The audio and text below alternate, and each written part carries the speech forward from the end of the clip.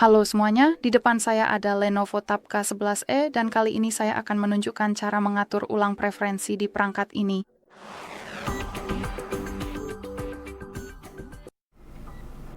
Jadi, mari kita mulai dengan membuka pengaturan, lalu di bagian kiri ini gulir ke bawah dan temukan menu aplikasi. Kemudian ketuk semua aplikasi dan tekan ikon 3 titik di pojok kanan atas. Sekarang ketuk atur ulang preferensi, dan di sini perangkat kita memberitahu kita apa saja yang akan diatur ulang, seperti notifikasi aplikasi yang dinonaktifkan dan pembatasan izin apapun.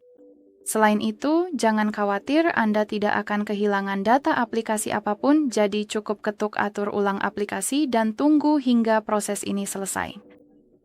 Baiklah, itu saja. Terima kasih banyak sudah menonton. Jangan lupa tekan tombol subscribe dan beri jempol ke atas.